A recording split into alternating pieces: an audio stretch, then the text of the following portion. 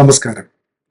1976 ശ്യാം ബെനഗൽ സംവിധാനം ചെയ്ത ബന്ധൻ എന്ന് പറയുന്ന സിനിമ ഈ അടുത്ത കാലത്ത് കാൻ ഫിലിം ഫെസ്റ്റിവലിൽ അതിന്റെ റെസ്റ്റോർഡ് വേർഷൻ കാണിക്കുകയുണ്ടായി. ഇന്ത്യൻ ധവള വിപ്ലവത്തെക്കുറിച്ചും ഇന്ത്യയിലെ കോപ്പറേറ്റീവ് സൊസൈറ്റി മൂവ്മെന്റിനെ കുറിച്ചുമുള്ള ഒരു കഥ എന്നുള്ള നിലയിലാണ് അത് കാണിക്കപ്പെട്ടത്. ഈ സിനിമയുടെ കഥ എഴുതിയിരിക്കുന്നത് വർഗീസ് കുര്യൻ, അമുൽ എന്ന് പറയുന്ന ആ പ്രസ്ഥാനത്തിന്റെ ഗുജറാത്തിലെ ആനന്ദ് കേന്ദ്രമാക്കി സ്ഥാപിച്ച ആ ക്ഷീര സൊസൈറ്റി, ക്ഷീര സഹകരണ സംഘത്തിന്റെ കഥ എന്നുള്ള നിലയിൽ അത് സ്ഥാപിച്ച വർഗീസ് കുര്യനും വിജയ് തെണ്ടുൽക്കറും കൂടി ചേർന്നാണ് ഇതിന്റെ കഥയും തിരക്കഥയും ഒക്കെ എഴുതിയിരിക്കുന്നത്.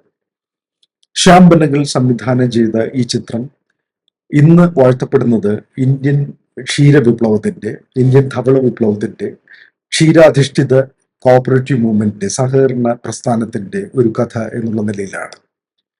പക്ഷെ വിചിത്രം എന്ന് പറയട്ടെ, ഞാൻ ഈ സിനിമയെ വളരെ നാളുകൾക്ക് ശേഷം വീണ്ടും ഒന്നുകൂടി കാണുകയുണ്ടായി. പ്രത്യേകിച്ച് കാൻ ഫിലിം ഫെസ്റ്റിവലിൽ കാണിച്ചതിന് ശേഷം യൂട്യൂബിൽ അമുൽ ടിവിയുടെ ഭാഗമായി അത് വീണ്ടും നമുക്ക് കാണാൻ കഴിയുന്ന രീതിയിൽ അവിടെ അവതരിപ്പിച്ചിട്ടുണ്ട്. അതിന്റെ ലിങ്ക് ലഭ്യമാണ്. ഈ സിനിമ കാണുന്ന വേളയിൽ ഞാൻ ഓർമ്മിച്ചത് BBC, ഇന്ത്യൻ എക്സ്പ്രസ്, ഹിന്ദു തുടങ്ങിയ പത്രങ്ങളിൽ വന്ന റിപ്പോർട്ടുകളാണ്. ഈ റിപ്പോർട്ടുകളിലൊന്നും തന്നെ അത് ഇന്ത്യയിലെ ജാതി വ്യവസ്ഥയെ ഏതെങ്കിലും തരത്തിൽ അഡ്രസ്സ് ചെയ്യുന്ന ഒരു സിനിമയാണ് എന്നുള്ള സൂചന ഒരിടത്തും തന്നെ കണ്ടില്ല. ഒരുപക്ഷെ അക്കാലത്ത് ഇറങ്ങിയ പഠനങ്ങളിൽ, 1976 ഇറങ്ങിയ പഠനങ്ങളിൽ ഒരുപക്ഷെ ജാതി വ്യവസ്ഥയെക്കുറിച്ചുള്ള ചില സൂചനകൾ ഉണ്ടായിരുന്നിരിക്കാം. ഞാൻ അതിനെക്കുറിച്ച് വായിച്ചിട്ടില്ല. വിദേശത്ത് അതിന്റെ റെസ്റ്റോർഡ് വെർഷൻ കാണിച്ച സ്ഥിതിക്ക് തീർച്ചയായും ജാതിയെക്കുറിച്ചുള്ള ഒരു പരാമർശം അതിനകത്ത് ഉണ്ടാകും എന്ന് ഞാൻ കരുതി. പക്ഷെ ഒരു ലേഖനത്തിലും അങ്ങനെ ഒരു സംഗതി ഞാൻ കാണുകയുണ്ടായില്ല. പക്ഷെ ഈ സിനിമ കാണുമ്പോൾ നമുക്ക് കൃത്യമായിട്ട് മനസ്സിലാകുന്നത് ഇത് കോപ്പറേറ്റീവ് സൊസൈറ്റി മൂവ്മെന്റ് അല്ലെങ്കിൽ കോപ്പറേറ്റീവ് മൂവ്മെന്റ് പാലിനെ അധിഷ്ഠിതമാക്കിയുള്ള ഒരു കഥയാണ് എന്ന് നമുക്ക് മനസ്സിലാക്കാൻ കഴിയില്ല. ഇത് തികച്ചും ജാതിയുടെ, ഗ്രാമങ്ങളിൽ നിലനിൽക്കുന്ന ജാതി ശ്രേണിയുടെ, ശ്രേണീകൃതമായ സമൂഹത്തിന്റെ ഒരു ഡെപിക്ഷൻ എന്ന നിലയിലാണ് അത് കാണാൻ കഴിയുന്നത്. അത് അങ്ങനെ കണ്ടില്ലെങ്കിൽ ആ സിനിമയ്ക്ക് യാതൊരു അർത്ഥവുമില്ല എന്നാണ് നമ്മളിപ്പോൾ അതുമായി കാണുമ്പോൾ മനസ്സിലാക്കേണ്ടത്. മറ്റൊരു പ്രധാനപ്പെട്ട കാര്യം, നഗരവും ഗ്രാമവും തമ്മിലുള്ള ഒരു സംഘർഷം.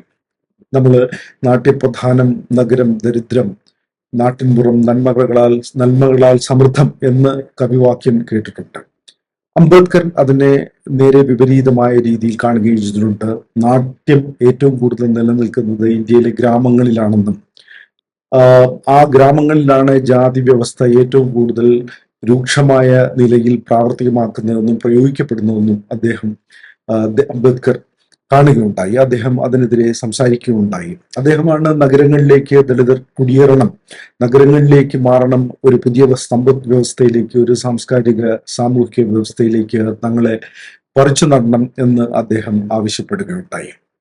പക്ഷേ ഇവിടെ നമ്മൾ കാണുന്നത്, നഗരത്തിൽ നിന്ന് ഒരു വെറ്റിനറി ഡോക്ടറും ഒരു ഫോറസ്റ്റ് സ്പെഷ്യലിസ്റ്റും അങ്ങനെ ഈ ക്ഷീര വിപ്ലവവുമായി ബന്ധപ്പെട്ട 3-4 ഓഫീസേഴ്സ് ഒരു ഗ്രാമത്തിൽ വരികയാണ്. ആ ഗ്രാമത്തിൽ, സേംല എന്ന് പറയുന്ന ഒരു ഗ്രാമത്തിൽ തീവണ്ടി ഇറങ്ങി അവർ വരുന്നു. അപ്പോൾ വിദേശത്തൊക്കെ പഠിച്ചതുകൊണ്ട് ഗിരീഷ് കർണാട് അവതരിപ്പിക്കുന്ന ഡോക്ടർ റാവു എന്ന് പറയുന്ന ഈ കഥാപാത്രം ജാതിയെക്കുറിച്ച് വളരെ ബോധവാനാണ്. ആ ഗ്രാമത്തിലെത്തുമ്പോൾ ജാതിയുടെ രൂക്ഷത അദ്ദേഹം മനസ്സിലാക്കുന്നുണ്ട്.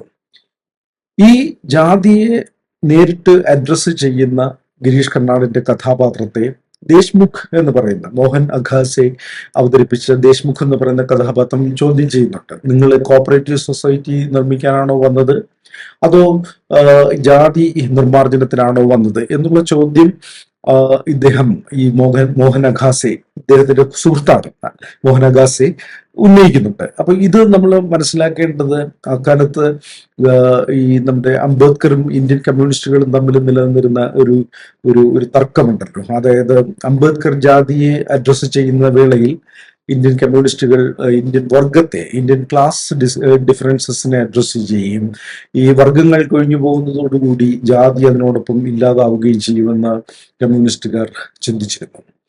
ആ ഒരു ഒരു ഒരു സംഘർഷം, ആ ഒരു തർക്കം, ഇത് നമുക്ക് ഈ ഡോക്ടർ റാവുവിന്റെയും ഈ മോഹൻ അഗാസെ അവതരിപ്പിക്കുന്ന ദേശ്മുഖ് എന്ന് പറയുന്ന കഥാപാത്രത്തിന്റെയും തർക്കങ്ങളിലൂടെ കാണാൻ കഴിയും. അവർ രണ്ടുപേരും ഒരു ടീമാണ്. അവർ നഗരത്തിൽ നിന്ന് വരുന്ന ഒരു ടീമാണ്.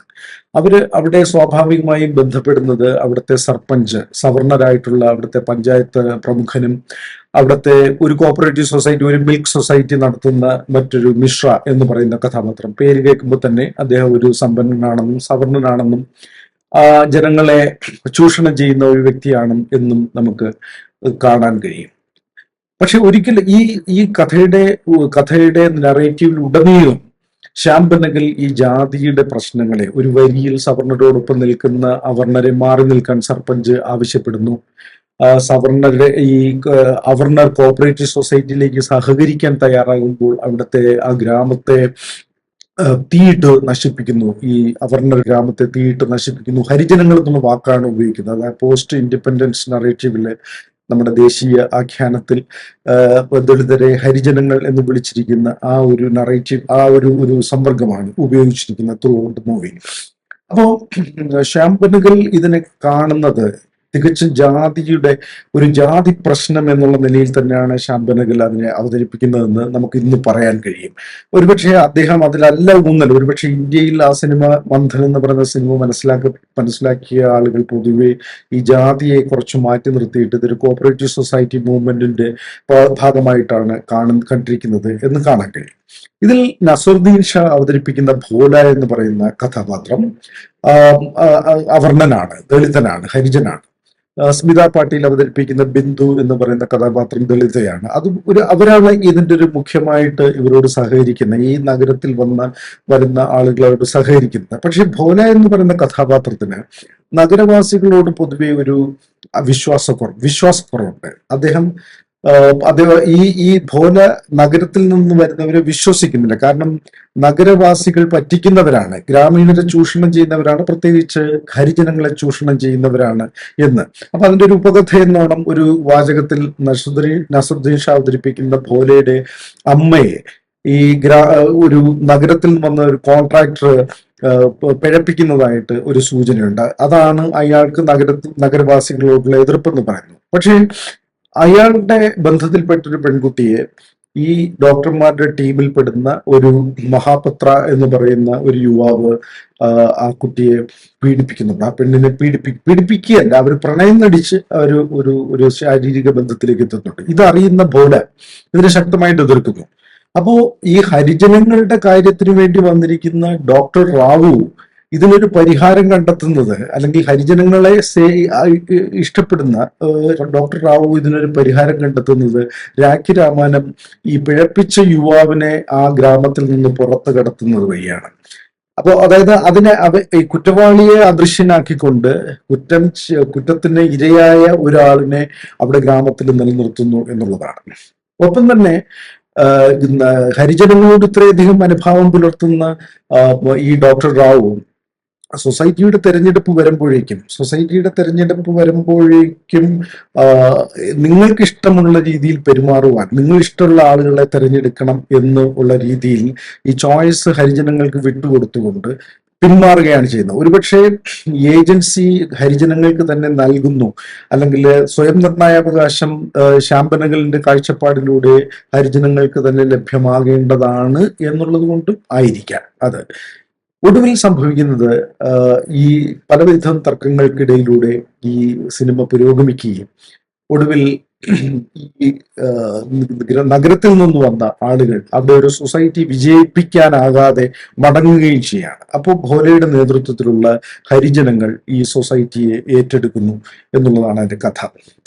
അങ്ങനെയാണ് സിനിമ അവസാനിക്കുന്നത്. പക്ഷേ ഇതിൽ സൊസൈറ്റി സ്ഥാപിക്കാൻ വന്ന നഗരവാസികൾ വിജയിക്കുന്നില്ല. അങ്ങനെ സൊസൈറ്റി രൂപീകരിക്കണം എന്നുള്ളൊരു സ്പാർക്ക് ഈ ഹരിജനങ്ങളുടെ മനസ്സിൽ ഇട്ടുകൊടുക്കുന്നു, ഗ്രാമവാസികളുടെ മനസ്സിൽ ഇട്ടുകൊടുക്കുന്നു എന്നുള്ളതിൽ വിജയിക്കുന്നു. പക്ഷേ അമുൽ പ്രസ്ഥാനത്തിനെ വർഗീസ് കുര്യൻ വിജയിപ്പിച്ചതുപോലെ ഈ വരുന്ന നഗരവാസികൾക്ക് അത് വിജയിപ്പിക്കാൻ കഴിയുന്നില്ല എന്ന് പറയുന്ന ഒരു പ്രധാനപ്പെട്ട ഒരു വിഷയമുണ്ട്.